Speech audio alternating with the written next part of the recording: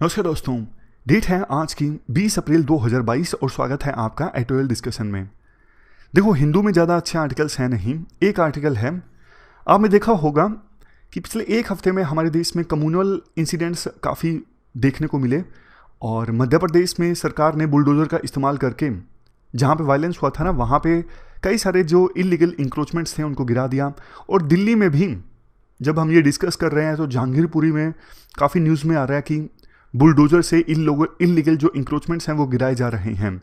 तो राइटर ना इस आर्टिकल में ये कहते हैं कि ये सब करना इंटरनेशनल लॉज का भी वायलेशन है। फंडामेंटल राइट्स का तो वायलेशन है ही, लेकिन इंटरनेशनल लॉज का भी वायलेशन है। एक कन्वेंशन है, यहाँ पर देखिए, international covenant on economic, social and cultural rights है। इसके काफ़ी सारे आर्टिकल्स का हवाला दिया जाता है जो हमारे एग्जाम के लिए याद रखना इंपॉर्टेंट नहीं है। तो कुल मिला के जो बात निकल के आती है ना, वो एक ही निकल के आती है, इस प्रकार से बुलडोजर का इस्तेमाल करना वो इंटरनेशनल लॉज का वायलेशन है। तो इस कन्वेंशन का जिक्र आप कर सकते हो, इस पर अगर क्वेश्चन पूछा जाता है। हालांकि देखो, ये बहुत कॉन्ट्रोवर्शियल इशू हो चुका है, इस पर यूपीएससी क्वेश्चन पूछेगी संभावना काफ़ी कम है, लेकिन जो बात थी हमने डिस्कस कर ली। 3 इश्यूज हम डिस्कस करेंगे आज। सबसे पहले वरुण गांधी का आर्टिकल है इंडियन एक्सप्रेस में। वरुण गांधी पहले तो हिंदू में लिखते थे, आजकल इंडियन एक्सप्रेस में लिखने लग गए वो, है ना। वरुण गांधी का आर्टिकल है पार्लियामेंट की डिबेट से संबंधित, अच्छा आर्टिकल है। उसके बाद दूसरा आर्टिकल हम डिस्कस करेंगे सी राजा मोहन का, ट्यूसडे को आता है, कल हमें डिस्कस करना था, नहीं कर पाए। सी राजा मोहन का इंडिया ब्रिटेन रिलेशंस के बारे में आर्टिकल डिस्कस करेंगे। और इंडियन एक्सप्रेस में ही शशि थरूर ने आर्टिकल लिखा था यूएन की रेलेवेंस के बारे में। यूक्रेन वार के बाद बात चलने लगी है ना, यूएन को बंद कर दिया जाए, युद्ध तो रोक नहीं पा रही है, तो उससे संबंधित आर्टिकल है। तीनों आर्टिकल्स आज के इंडियन एक्सप्रेस के ही हैं। कोट है अब्राहम लिंकन का, no man is good enough to govern another man without that other's consent. इस कोट को ना मैं आपको एक एग्जाम्पल की सहायता से बताता हूं। देखो, ब्रिटेन ने इंडिया पर 200 साल तक राज किया। क्यों? सिर्फ फोर्स की सहायता से नहीं, कंसेंट भी थी इंडियंस की। बहुत सारे इंडियंस को लगता था कि ब्रिटेन इंडिया के फायदे के लिए ही हैं। तो अब्राहम लिंकन ने यह कहा था कि कोई आदमी कितना ही अच्छा हो, कितना ही मजबूत हो, वो दूसरे आदमी को गवर्न नहीं कर सकता बिना उसकी कंसेंट लिए। समझ रहे हो? मतलब जब आपको किसी को गवर्न करना हो ना, उसकी कंसेंट जरूरी है। एथिक्स में इस कोड का काफी इस्तेमाल हो सकता है। लोगों को समझ में आना चाहिए कि यह कानून हमारे लिए फायदेमंद है। जैसे फार्म बिल्स को लेके, फार्म लॉज को लेके विरोध हो गया, अगर किसानों को लगता ना ये फार्म लॉज हमारे लिए अच्छे हैं तो विरोध नहीं होता, उनकी कंसेंट होती। चलिए डिस्कशन स्टार्ट करते हैं। फर्स्ट इंपोर्टेंट आर्टिकल पार्लियामेंट में डिबेट से संबंधित है। आप जीएस पेपर सेकंड के इस टॉपिक से आर्टिकल को रिलेट कर सकते हो। देखो, अभी जो लास्ट पार्लियामेंट का सेशन है ना, बजट सेशन, इसमें पार्लियामेंट की प्रोडक्टिविटी कितनी रही? 129%। आपको लगा होगा अरे अच्छी चीज है, पार्लियामेंट इतना अच्छा काम कर रही है। लेकिन देखो, यह सिर्फ एक पक्ष है, आप दूसरा पक्ष देखिए। पिछले साल का जो मानसून सेशन है ना, इस सेशन में पार्लियामेंट में टोटल कितने बिल पास हुए? लोकसभा की बात कीजिए, राज्यसभा एक बार छोड़ दीजिए। लोकसभा ने 18 बिल पास किए और एवरेज तौर पर हर एक बिल पर कितनी चर्चा हुई? सिर्फ 34 मिनट। इंपॉर्टेंट बिल देखिए, एसेंशियल डिफेंस सर्विस बिल 2021। ये जो बिल है ना, डिफेंस इंडस्ट्री में स्ट्राइक करना, लॉकआउट, कर्मचारियों की छटनी करना, इन सब पर रोक लगाता है। और इस महत्वपूर्ण बिल पर कितनी चर्चा हुई? सिर्फ 12 मिनट। एक और बिल देखिए, insolvency and bankruptcy code amendment bill 2021। कितनी चर्चा हुई? सिर्फ 5 मिनट। ये जो लोकसभा में पिछले साल मानसून सेशन में 18 बिल्स क्लियर हुए ना, एक भी बिल को पार्लियामेंट्री कमेटी के पास नहीं भेजा गया। और सारे के सारे जो बिल है ना, वॉइस वोट से पास हो गए। वॉइस वोट मतलब आपने देखा होगा ना, जब कोई बिल वोटिंग के लिए आता है तो स्पीकर पूछते हैं कौन से जो मेंबर्स हैं बिल के पक्ष में हैं। आवाज आती है आय, फिर आती है नो, तो स्पीकर कहते हैं कि आय वालों की आवाज ज्यादा है, मैं समझ रहा हूं कि बिल पास हो चुका है। मतलब वोटिंग भी नहीं हुई। तो यह है दूसरा पक्ष। पार्लियामेंट का काम क्या सिर्फ पोस्ट ऑफिस का है? हाँ, बिल आता है, सरकार बिल लेके आती है और पार्लियामेंट बिल पास कर देती है बिना चर्चा के। क्या ऐसा काम है पार्लियामेंट का? नहीं है ना। आप दूसरे देशों के एग्जांपल्स देखिए, खास करके यूके का, यूएस का भी देखिए। हालांकि यूएस में पार्लियामेंट्री सिस्टम नहीं है हमारी तरह, लेकिन वहां पे सीनेट में जो चर्चा होती है ना, उसको कंसीडर कीजिए। यूएस में 2013 में एक कंट्रोवर्शियल बिल आया था, ओबामा केयर, हेल्थ इंश्योरेंस से संबंधित था। काफी डिबेट हुई थी यूएसए में इस बिल को लेके, ओबामा केयर को लेके। तो उस समय विपक्ष के सीनेटर थे टेड क्रूज। इन्होंने पता कितना टाइम बोला उस बिल के खिलाफ में? 21 घंटे 19 मिनट से। सोच के देखिए, विपक्ष के लीडर ने इतने घंटे, जब डिबेट चल रही थी ना, इतना घंटे का समय लिया इस बिल का अपोज करने के लिए। और हमारे देश में जो कंट्रोवर्शियल बिल्स थे, फार्म बिल्स, लोकसभा में पास हो गए। कितने मिनट चर्चा हुई? लोकसभा में तो देखो सिर्फ 3 मिनट और राज्यसभा में सिर्फ 5 मिनट। शुरुआत में ऐसा नहीं था। जब हमारी संविधान असेंबली ने संविधान बनाया था ना, तो बहुत दिनों का समय लिया। दिसंबर 1946 में संविधान बनाने की प्रक्रिया स्टार्ट हुई थी और चलती रही जनवरी 1950 तक, जब तक कि फाइनली संविधान को अडॉप्ट नहीं कर लिया गया। हालांकि 26 नवंबर 1949 को संविधान के कुछ आर्टिकल्स को अडॉप्ट कर लिया गया था, लेकिन इंतजार किया गया 26 जनवरी की डेट का। उसकी एक हिस्टोरिकल सिग्निफिकेंस है, आपने स्पेक्ट्रम में पढ़ा होगा, क्योंकि इसी दिन 1929 में कांग्रेस ने पूर्ण स्वराज की मांग की थी। अब दूसरा पॉइंट देखिए आप, हमारे देश में पार्लियामेंट में जो एमपीज है ना, उनको बिल्स के बारे में ज़्यादा जानकारी नहीं होती, और डिबेट होती भी है ना कभी कभार, तो वो ज़्यादा कंट्रीब्यूट नहीं कर पाते। उसका एक रीज़न पता है क्या है? हमारे देश में एमपीज को एक लेजिस्लेटिव असिस्टेंट रखने के लिए कितना अलाउंस मिलता है? 40,000 रुपये पर मंथ। और यूके में बहुत ज़्यादा मिलता है। यहां पर देखो, 1,93,000 से लेकर 2,16,000 के बीच में। क्या है ये पाउंड है। ये डेटा 2021 का है। तो कुल मिला के पॉइंट समझ गए ना? पॉइंट ये है, हमारे देश में एमपीज को काफ़ी कम अलाउंस मिलता है एक लेजिस्लेटिव असिस्टेंट रखने के लिए, मतलब एक ऐसा बंदा रखने के लिए या बंदी रखने के लिए जो रिसर्च करके देश के बिल के बारे में, और वो पढ़ के एमपी जो है पार्लियामेंट में अपनी स्पीच दे सके। उसके बाद नेक्स्ट देखो, पार्लियामेंट्री डेमोक्रेसी का काम है सरकार की अकाउंटेबिलिटी को फिक्स करना। आप ब्रिटिश पार्लियामेंट का एग्जाम्पल देखिए। जो ब्रिटेन के प्रधानमंत्री है ना, वो हाउस ऑफ कॉमन्स में, यानी वहां का हाउस ऑफ कॉमन मतलब इंडिया का लोकसभा, तो हाउस ऑफ कॉमन में हर बुधवार को 12 से लेकर 12:30 के बीच में, 12 से लेकर 12:30 के बीच में विपक्ष के क्वेश्चंस का आंसर देते हैं। और देखो, उनसे सिर्फ टेबल्ड क्वेश्चन ही नहीं पूछे जाते, मतलब पहले से बता के नहीं पूछे जाते, अनटेबल्ड सप्लीमेंट्री क्वेश्चन भी पूछ लिए जाते हैं। और वहां के प्रधानमंत्री खड़े होके कुछ अनईजी क्वेश्चंस का जवाब भी देते हैं। काफी अच्छी प्रथा है, इससे पार्लियामेंट की अकाउंटेबिलिटी फिक्स होती है। हमारे देश में ऐसा होता है? नहीं होता, बिल्कुल भी नहीं होता। इवन कोविड के समय भी वहां के प्रधानमंत्री ने वर्चुअली एमपीज के क्वेश्चंस के आंसर दिए थे। वर्चुअली मतलब वीडियो कॉन्फ्रेंस के माध्यम से, डिजिटली। लेकिन हमारे देश में तो पार्लियामेंट आयोजित ही नहीं हुई। काफ़ी आर्टिकल्स तो हमने भी डिस्कस किए थे कि ऑनलाइन पार्लियामेंट का सेशन लग सकता है, लगा लीजिए, लेकिन नहीं लगा। इसके बाद देखो, राइटर ये बोलते हैं एक और प्लेटफॉर्म है सरकार की अकाउंटेबिलिटी फिक्स करने का, वो है पार्लियामेंट्री कमेटीज। यूएस में जो सीनेट एंड हाउस कमेटी है ना, वो लॉज को स्क्रूटनाइज करती हैं, गवर्नमेंट के द्वारा किए गए अपॉइंटमेंट्स को कंफर्म करती हैं, इन्वेस्टिगेशन कंडक्ट करती हैं और हियरिंग भी आयोजित करती हैं। ये फेमस तस्वीर आपने देखी होगी, मार्क जकरबर्ग को बुलाया गया था यूएस की सीनेट कमेटी के द्वारा प्राइवेसी से संबंधित इशू पर पूछताछ करने के लिए। लेकिन हमारे देश में जो पार्लियामेंट्री कमेटीज हैं ना, उनके पास बिल भेजे नहीं जाते।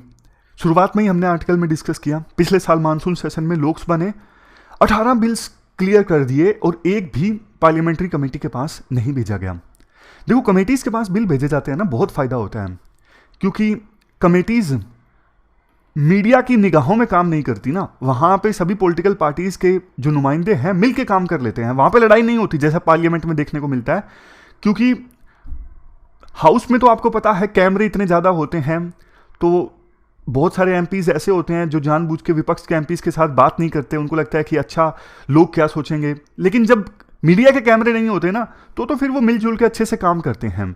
कमेटीज क्या करती हैं? लोगों से ओपिनियन मांग लेती हैं। जैसे यूके का एग्जांपल लीजिए।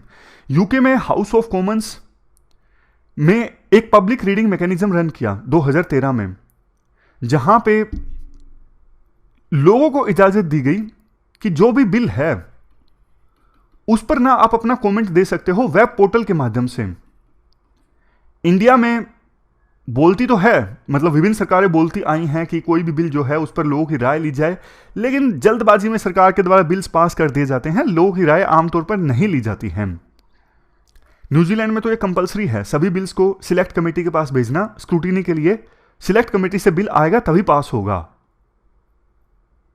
इसके बाद आता है नेक्स्ट पॉइंट।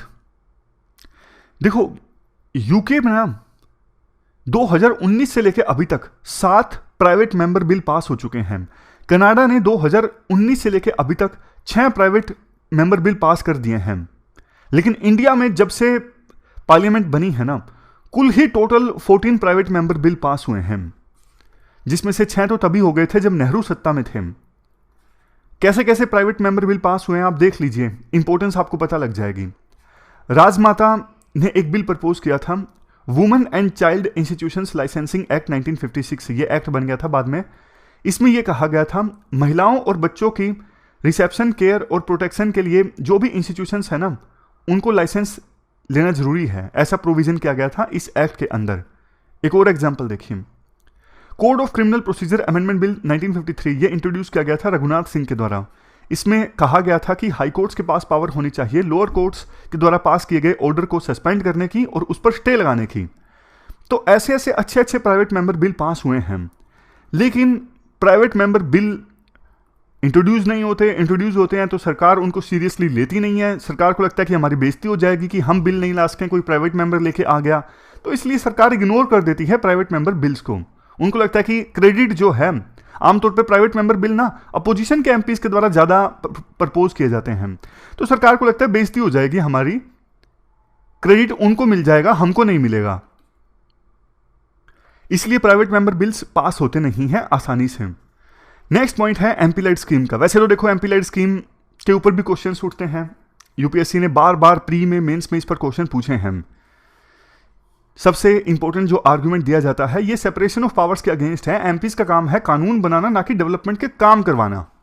चलो मान लिया डेवलपमेंट के काम एमपी कर भी रहे हैं, एक साल में कितना पैसा मिलता है? सिर्फ 5 करोड़ रुपए। बट देखो 5 करोड़ बहुत कम रकम है।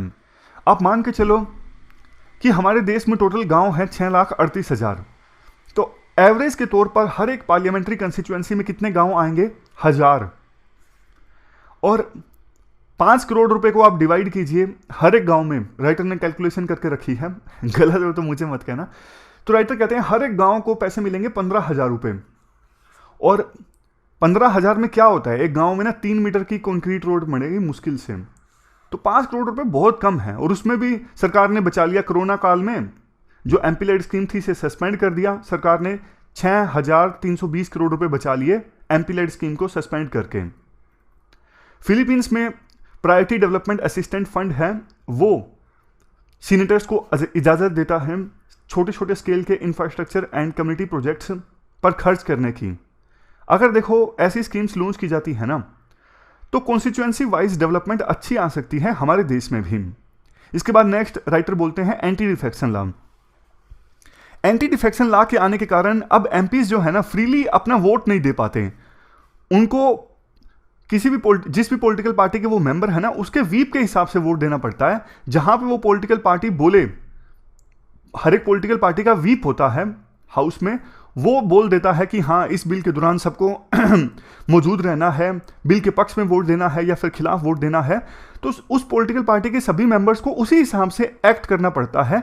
अगर कोई मेंबर अपने पॉलिटिकल पार्टी के वीप के अगेंस्ट जाता है ना, तो फिर उस पर एंटी डिफेक्शन लॉ लागू हो सकता है, यानी वो जो है उसकी सदस्यता जो है वो जा सकती है। तो ये जो एंटी डिफेक्शन लॉ है ना, आया तो था सही इंटेंशंस के साथ कि पहले जो आयाराम गयाराम बहुत चलता था ना राजनीति में, एमपीज दूसरी पार्टीज को चेंज कर लेते थे बार बार, उसको रोकने के लिए आया था। लेकिन इससे जो एमपीज है ना वो अपना फ्रीली अपना वोट दे ही नहीं सकते। मतलब लेमन टर्म्स में बात करें, उनकी औकात बहुत कम हो गई है, वो कुछ नहीं कर पाते। उनको डर लगता है कि पार्टी के खिलाफ जाके वोट दिया तो फिर हमारी सदस्यता चली जाएगी, इस वजह से ना तो वो बिल के खिलाफ बोल पाते हैं ढंग से, ना ही वोट दे पाते हैं। जैसे देखो एग्जाम्पल देते हैं राइटर, कहने को हमारे देश में जितने अभी एमपीज हैं ना, उसमें 250 फार्मर्स हैं। एफिडेविट फाइल किया जाता है ना इलेक्शन लड़ने से पहले, उसमें से 250 ने अपना पैसा फार्मर्स बताया है। लेकिन जब फार्म बिल्स पास हुए तो किसने बोला? एक दो ने बोला हो तो बोला हो। जिस हिसाब से चर्चा हुई लोकसभा में तो सिर्फ 3 मिनट चर्चा हुई थी, किसी ने भी नहीं बोला। इसके बाद आता है नेक्स्ट पॉइंट। हमारे देश में ना पॉपुलेशन भी काफी ज्यादा बढ़ गई है। एवरेज के तौर पर हर एक लोकसभा कंस्टिट्यूएंसी में अब लोग हैं 25 लाख।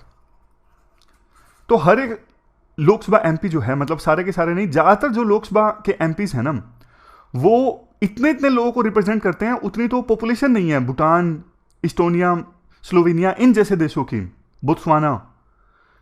यूके में एक एमपी 92,000 सिटीजन्स को रिप्रेजेंट करता है। यूएस में हर एक एमपी ऑलमोस्ट 7 लाख लोगों को रिप्रेजेंट करता है। लेकिन हमारे देश में हर एक एमपी 25 लाख लोगों को रिप्रेजेंट करता है। बोला यह जा रहा है 2026 तक लोकसभा में सीट्स बढ़ के हो जाएंगी 1000, तभी तो नई पार्लियामेंट की बिल्डिंग भी बन रही है। लेकिन देखो एमपीज की संख्या जब बढ़ेगी तो फिर हर एक एमपी को बोलने का टाइम नहीं मिलेगा, डिबेट्स में कंट्रीब्यूट करने का टाइम नहीं मिलेगा, मतलब चैलेंजेस और भी हैं। तो ये सारी चीज़ें बताते हैं राइटर इस आर्टिकल में पार्लियामेंट के डिक्लाइन के बारे में। अब चलते हैं अगले आर्टिकल की तरफ।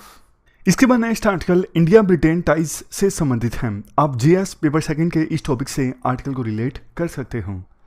क्या कंटेस्ट है? देखो, इस हफ्ते ब्रिटेन के प्रधानमंत्री भारत की यात्रा पर आने वाले हैं। काफ़ी सारे इश्यूज़ को लेके, हालांकि मत तो सेम नहीं है ब्रिटेन और इंडिया का, खास करके यूक्रेन इशू, लेकिन फिर भी काफ़ी सारे क्षेत्रों में कोऑपरेशन की जो संभावनाएं हैं वो काफ़ी ज़्यादा हैं, जैसे trade, investment, high technology, defence, regional cooperation. Writer कहते हैं देखो, इंडिया और ब्रिटेन के रिलेशंस में ना काफ़ी सारे पैराडॉक्सेस हैं। पैराडॉक्सेस जैसे आपको पता है ब्रिटेन ने इंडिया पर 200 साल तक राज किया। इवन आज़ाद होने के बाद भी, मतलब साउथ एशिया से जाने के बाद भी ब्रिटेन को लगता है कि उसका एक स्पेशल रोल होना चाहिए साउथ एशिया में। और इंडिया में तो आपको पता है विभिन्न पॉलिटिकल पार्टीज, लोग ब्रिटेन के प्रति मतलब काफ़ी नफरत का भाव रखते थे कि इन्होंने हमारे ऊपर 200 साल तक राज किया। शुरू में इनसिक्योरिटी थी, थोड़ा सा मतलब आंसर्स में नफरत वर्ड जो है वो तो काफ़ी ज़्यादा हैवी हो जाता है, लेकिन आप इसे डिग्निफाइड लैंग्वेज में ऐसे ऐसे वर्ड्स के थ्रू बता सकते हो, जैसे कॉलोनियल लीगेसी या फिर hesitancy in engaging with colonial power. समझ रहे हो? और देखो एक खास बात, शुरुआत में इंडिया को यह लगता था चूंकि ब्रिटेन ने तो उस पर राज किया है, ब्रिटेन को हम जानते हैं वहां पे क्या सिचुएशन है, तो ब्रिटेन एक ब्रिज का काम कर सकता है इंडिया को यूएसए के करीब लाने में। लेकिन हुआ उल्टा। कैसे, मैं आपको बताता हूं। देखो, कोल्ड वार चला। कोल्ड वार के दौरान तो ब्रिटेन जाहिर तौर पर यूएसए के साथ था और इंडिया वैसे नैम का पर्चा बुलंद कर रहा था, लेकिन यूएसएसआर के साथ इंडिया की नज़दीकियां थी। तो ऐसी सिचुएशन में तो ब्रिटेन के साथ रिलेशंस वैसे ही नहीं अच्छे हो सकते थे। उसके बाद कोल्ड वार खत्म हुआ तो इंडिया की जो सोच थी ना कि ब्रिटेन हमें यूएसए के करीब लेके जाएगा, उल्टा ये हुआ। यूएसए ने बल्कि ब्रिटेन को बोला कि आप इंडिया की इंपॉर्टेंस को समझो। कोल्ड वार के खत्म होने के बाद इंडिया, आपको पता है, काफी तेजी से ग्रो हुआ। इंडिया की इकोनॉमी काफी तेजी से ग्रो हुई। यूएसए को लगा चाइना हमारे लिए बड़ा प्रतिद्वंदी है और इंडिया का राइज हमारे पक्ष में है, तो यूएस ने इंडिया के राइज को सपोर्ट करना स्टार्ट किया। काफी सारे एग्रीमेंट्स भी साइन किए इंडिया ने यूएसए के साथ में, जैसे न्यूक्लियर एग्रीमेंट 2005 में साइन हुआ था। तो जब यूएसए इंडिया के करीब आ गया ना, यूएसए भी और इवन ऑस्ट्रेलिया भी, इन्होंने तो इंडिया की इंपॉर्टेंस को पहले ही समझ लिया था। तब जाके इन्होंने यूके को बोला कि भैया तुम कहां घूम रहे हो, इंडिया की इंपॉर्टेंस को समझो। तब जाके यूके को समझ में आई। अदरवाइज ना यूके इससे पहले बल्कि चाइना के साथ अपनी नजदीकियां इंक्रीज कर रहा था। यहां पर देखो, मैं आपको दिखाता हूं। ब्रिटेन के पूर्व प्रधानमंत्री डेविड कैमरून, इन्होंने तो 2015 में ये डिक्लेयर कर दिया था कि चाइना के साथ रिलेशंस के लिए हमारा ये गोल्डन डेकेड साबित होने वाला है। और लंदन, संघाई में काफ़ी सिमिलरिटीज़ हैं, दोनों सिटीज़ आपस में फाइनेंशियली मर्ज हो जाएंगी, ऐसे बड़ी बड़ी बातें बोली गई थी। लेकिन यूएसए ने यूके को याद दिलाया, अरे हमें चाइना के साथ मुकाबला करना है, चाइना के राइज को रोकना है और इसके लिए हमें इंडिया का साथ देना है। अब यूके लेमन टर्म्स में बात करें तो यूएसए का ही चेला ना। तो फिर यूके ने यूएस के कहने पर चाइना के साथ अपनी नजदीकियां, अपना रोमांस जो है वो छोड़ दिया। मतलब जैसे चाइना को कंटेन करने के लिए यूएस ने अपनी इंडो पैसिफिक स्ट्रेटजी अनाउंस की थी ना, तो उसी प्रकार से ब्रिटेन ने भी उसी इंडो पैसिफिक स्ट्रेटजी को फॉलो करना स्टार्ट किया। और इस वजह से चूंकि चाइना को छोड़ दिया ब्रिटेन ने, तो इंडिया के साथ नज़दीकियां फिर इंक्रीज होना स्टार्ट हो गई। बट देखो, इंडिया यूके रिलेशंस में ना काफ़ी सारे इरिटेंट्स हैं। इरिटेंट्स जैसे आज़ादी के बाद से ना ब्रिटेन का ज़्यादा झुकाव ना पाकिस्तान की तरफ रहा है, क्योंकि कोल्ड वार के समय दोनों देश एक ही तरफ थे, यूएसए के साथ थे। तो ब्रिटेन का झुकाव ना पाकिस्तान की तरफ ज़्यादा रहता है और ये इंडिया के लिए काफ़ी इरिटेंट रहता है। इंडिया की डेमोक्रेसी में मतलब बहुत इस बात को लेकर ना चर्चा हो जाती है जब ब्रिटेन पाकिस्तान का साथ देता है। और दूसरा, चूंकि ब्रिटेन में ना इंडिया पाकिस्तान का डायस्पोरा काफ़ी ज़्यादा मजबूत है, तो इंडिया में कुछ होता है ना, जैसे फार्म बिल्स हैं पास हुए थे, उसको लेकर ना ब्रिटेन में चर्चा हो जाती है, ब्रिटेन की पार्लियामेंट में चर्चा हो जाती है। तो ब्रिटेन की पार्लियामेंट फार्म बिल्स पर विरोध अगर कर देती है तो हमारे देश में और ज़्यादा यूके के खिलाफ फिर हेजिटेंसी आ जाती है कि तुम क्या कर रहे हो भैया, हमारे इश्यूज को लेकर क्यों चर्चा कर रहे हो तुम। ये भी एक इरिटेंट है। इरिटेंट मतलब जिसकी वजह से रिश्तों में बर्फ जम जाती है, जलन हो जाती है, यूं कह लीजिए। इसके बाद राइटर एक और पैराडॉक्स बताते हैं। शुरू में ना ब्रिटेन में दो मेन पार्टीज हैं, एक तो टोरीज हैं, एक लेबर पार्टीज हैं। शुरू में ना लेबर पार्टी की सिंपैथी इंडिया के साथ हुआ करती थी, आपने स्पेक्ट्रम में पढ़ा भी होगा, इवन आज़ादी से पहले भी। लेकिन अब उल्टा हो गया है। जो लेबर पार्टी है ना, वो तो काफ़ी सारे इश्यूज को लेकर ना इंडिया को क्रिटिसाइज करती है, जैसे कश्मीर का इशू है, फार्म बिल्स का इशू है। लेकिन जो टोरीज है ना, उनका समर्थन अब इंडिया के साथ है। उल्टा हो गया है, पहले उल्टा था, अब टोरीज यानी जो कंजर्वेटिव्स है ना, ये इंडिया के साथ खड़े दिखाई देते हैं। और एक पैराडॉक्स पता है क्या है, ये कंजर्वेटिव वाले ना ब्रिटिश राज पर गर्व महसूस करते हैं कि हमने साउथ एशिया में विभिन्न देशों पर रूल किया, जबकि बीजेपी जो पॉलिटिकल पार्टी आपको पता है नेशनलिस्ट पार्टी है, ये तो ब्रिटिशर्स के काफ़ी खिलाफ बोलते हैं कि हमको गुलाम बनाया गया। लेकिन फिर भी कंजर्वेटिव पार्टी और बीजेपी अभी दोनों सत्ता में हैं, तो इन दोनों के राज में रिलेशंस मजबूत हो रहे हैं। ये भी अपने आप में एक पैराडॉक्स है। इसका देखो रीजन भी है। रीजन ये है, दोनों को एक दूसरे की आवश्यकता है। इंडिया ने आरसीपी साइन नहीं किया, regional comprehensive economic partnership. India को ज़्यादा से ज़्यादा देशों के साथ फ्री ट्रेड एग्रीमेंट साइन करने की आवश्यकता है। और ब्रेक्जिट के बाद ब्रिटेन को भी आवश्यकता है ज़्यादा से ज़्यादा देशों के साथ अपने ट्रेड को इंक्रीज करने की। वैसे तो हमारे देश में कुछ लीडर्स का मानना है, जैसे इंद्र कुमार गुजराल ने 25 साल पहले बोला था कि ब्रिटेन को कौन मानता है, ये तो थर्ड रेट पावर है। लेकिन राइटर कहते हैं ये बात उस समय भी गलत थी, आज भी गलत है। बेशक ब्रिटेन की पावर पहले जितनी नहीं है, लेकिन ब्रिटेन आज भी 5th लार्जेस्ट इकोनॉमी है, सिक्योरिटी काउंसिल में परमानेंट मेंबर है, ग्लोबल फाइनेंशियल हब है, टेक्नोलॉजिकल इनोवेशन का एक सेंटर है और लीडिंग साइबर पावर है। तो ब्रिटेन के साथ अगर अच्छे रिश्ते इस्टेब्लिश होते हैं ना, जाहिर तौर पर इंडिया को इससे फायदा होगा। इसके बाद नेक्स्ट आर्टिकल यूएन की रेलेवेंस से संबंधित है। आप जीएस पेपर 2 से इस आर्टिकल को रिलेट कर सकते हो। क्या कंटेक्स्ट है? देखो, कंटेक्स्ट तो आपको पता है, यूक्रेन वार हुआ और इसे रोकने के लिए यूक्रेन अभी तक कुछ नहीं कर पाया है। रशिया ने, जो कि सिक्योरिटी काउंसिल का परमानेंट मेंबर है, यूक्रेन के ऊपर अटैक कर दिया, लेकिन इसे ना तो यूएन प्रिवेंट कर सका और इतने दिनों से वार चला आ रहा है, ना ही यूएन इसे रोक सका। तो बहुत से लोग कह रहे हैं कि जब यूएन का गठन ही इसलिए हुआ था फ्यूचर जनरेशन को वार से बचाना, तो फिर यूएन किस काम का जब यूएन वार ही नहीं रोक पा रहा है। समझ रहे हो ना? सेकेंड वर्ल्ड वार के बाद में आवश्यकता महसूस हुई थी ना कि एक ऐसी ऑर्गेनाइजेशन चाहिए जो पीस इस्टेब्लिश कर सके। सेकेंड वर्ल्ड वार जैसा वार ना हो, मतलब दूसरे भी वार ना हो। वार को रोकने के लिए यूएन इस्टेब्लिश हुई थी, लेकिन वार नहीं रोक सकी है तो यूएन को खत्म कर दिया जाए। ये सिर्फ एक बातचीत की दुकान है, उससे ज्यादा कुछ नहीं है, ऐसा ट्रंप ने बोला था। तो शशि थरूर जिन्होंने ये आर्टिकल लिखा है ना, इन्होंने बोला था कि 2003 में जब यूएस ने इराक के ऊपर अटैक किया था ना, बिना सिक्योरिटी काउंसिल की अनुमति लिए, तब भी यही बातें बोली गई थी। बहुत से आर्टिकल छपे थे कि यूएन को बंद कर दीजिए, कोई काम की नहीं है यूएन। आज वैसा ही माहौल है। इवन जेलेंस्की ने तो ये भी कह दिया कि देखो रशिया जो है वो सिक्योरिटी काउंसिल का परमानेंट मेंबर है, और यूक्रेन इशू पर चर्चा हुई, उसकी कौन प्रिजाइड कर रहा था? उसे रशिया। ये तो वही बात होगी ना, आपने लोमड़ी को ही जिम्मेदारी दे दी कि आपको चिकन्स की सुरक्षा करनी है। लोमड़ी आपको पता है चिकन्स खाता है, तो लोमड़ी ही अगर चिकन्स की सुरक्षा करेगी तो आप कैसे लोमड़ी पर विश्वास कर सकते हो? आप बताइए। तो वही बात है, रशिया ही तो यूक्रेन वार करके, जेलेंस्की के अनुसार रशिया ही तो ह्यूमन राइट्स का वायलेशन कर रहा है, और रशिया ही उस मीटिंग को प्रिजाइड कर रहा है, तो कैसे काम चलेगा? बात तो देखो ठीक है, लेकिन देखो थोड़ा और गहराई से जाते हैं। माना कि यूएन का मेन काम था युद्ध को बचाना। 1948 में सबसे पहले UN truce supervision organization establish हुई थी अरब इजरायली कन्फ्लिक्ट में पीस इस्टेब्लिश करने के लिए। उसके बाद दूसरा UN military observer group launch हुआ 1949 में इंडिया और पाकिस्तान के बीच जम्मू एंड कश्मीर में सीज फायर को ऑपरेट करने के लिए। ज़्यादा शांति आई नहीं, ना तो इंडिया और पाकिस्तान के बीच शांति आई, ना ही अरब और इजरायली कन्फ्लिक्ट में शांति आई, अभी भी चल रहे हैं। लेकिन देखो पिछले 75 सालों में 70 peace keeping operations UN launch कर चुका है।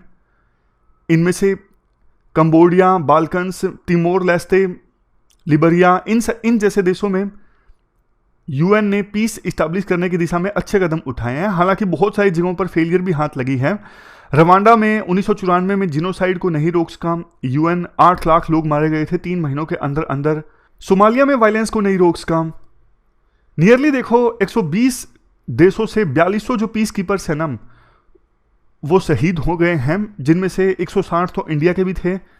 2007 में इंडिया पहला ऐसा देश बना जिसने ऑल वुमेन पुलिस कंटिजेंट को डिप्लॉय किया पीस कीपिंग मिशन में। इसके अलावा भी इंडिया देखो तीसरे नंबर पे थर्ड लार्जेस्ट ट्रूप कंट्रीब्यूटर है यूएन पीस ऑपरेशंस में। अभी इंडिया के 7 मिशंस में 5500 के आसपास यूनिफॉर्म्ड पर्सनल जो हैं वो डिप्लॉयड हैं। और यूएन की और भी बहुत सारी एजेंसीज हैं जिन्होंने अच्छा काम किया है, जैसे डब्ल्यूएचओ का एग्जांपल ले लीजिए। हालांकि क्वेश्चन उठता है कि नहीं किया है इन्होंने, कोविड-19 की महामारी को नहीं रोक सका डब्ल्यूएचओ। मतलब समय रहते भूमिका अपनी प्ले करता तो शायद महामारी इतनी ना बढ़ पाती, लेकिन डब्ल्यूएचओ की भूमिका पर सवाल उठते रहते हैं इस पूरे सिनेरियो में। मतलब पॉइंट आप समझ गए ना? पॉइंट ये है, एग्जाम्पल गलत हो गया, पॉइंट ये है यूएन की और भी बहुत सारी एजेंसीज हैं जिन्होंने अच्छा काम किया है पीस इस्टेब्लिश करने के लिए, लोगों की लाइफ को अपलिफ्ट करने के लिए। इसी वजह से अभी तक 12 नोबेल पीस प्राइज जो मिले हैं वो यूएन और यूएन की एजेंसीज को मिले हैं, सब मिला के।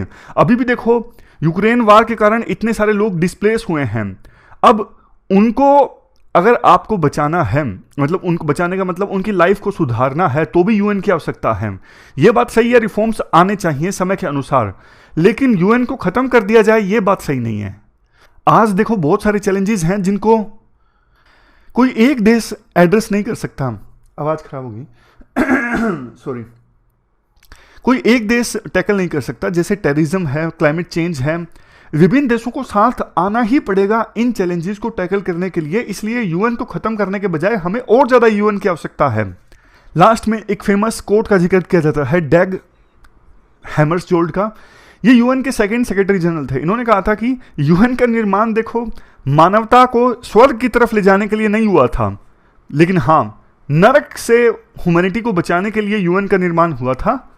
थर्ड वर्ल्ड वार तो हुआ नहीं, लेकिन छोटे छोटे तो बहुत सारे वार देखो हो गए। तो ये पूरा आर्टिकल हमने डिस्कस किया यूएन से संबंधित। हमारी आज की इस डिस्कशन में इतना ही है। Thank you very much for discussion.